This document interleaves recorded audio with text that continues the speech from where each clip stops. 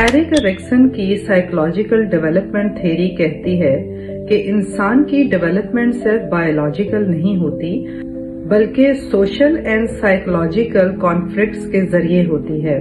हर stage में एक psychological conflict आता है। अगर वो हेल्दी तरह से सॉल्व हो जाए तो एक पॉजिटिव क्वालिटी पैदा होती है।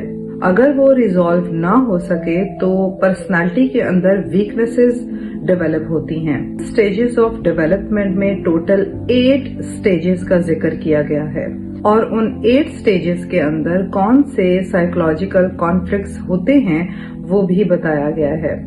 इस डॉक्यूमेंट में देखें तो स्टेज 5 12 to 18 ईयर्स को स्पेसिफिकली एडोलेसेंस का फेज कहा गया है। यहाँ लिखा है teens explore personal identity and sense of self, यानी ये वो एज होती है जहाँ पर टीनेजर अपनी आइडेंटिटी एक्सप्लोर करता है। इस स्टेज में कॉन्फ्लिक्ट लिखा है आइडेंटिटी वर्सेस कंफ्यूजन, यानी इस एज में जो साइकोलॉजिकल कॉन्फ्लिक्ट आता है वो होता है आइडेंटिटी वर्सेस कंफ्यूजन। इसका मतलब ये है कि एक तरफ तो अपनी पहचान बनाना है और दूसरी तरफ कंफ्यूजन में फंसना है। और यहाँ पर जो पॉजिटिव क्वालिटी मेंशन की गई है वो है फिडेलिटी।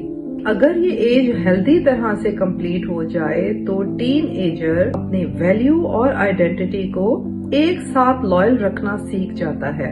अगर इस दौर में उसे सपोर्ट, गाइडेंस, एक्सेप्टेंस मिले तो स्ट्रॉन्ग आइडेंटिटी डेवलप होती है। लेकिन अगर प्रेशर, कंपैरिजन और कंफ्यूजन ज्यादा हो तो रोल कंफ्यूज हो जाता है। बच्चे ये समझ नहीं पाते कि वो किस डायरेक्शन में जाएं। इसका सबसे बड़ा नुकसान ये है कि अगर आइडेंटिटी क्लियर ना हो तो इंसान दूसरों की एक्सपेक्टेशंस के मुताबिक जीने लगता है और अपने असल आप को खो देता है।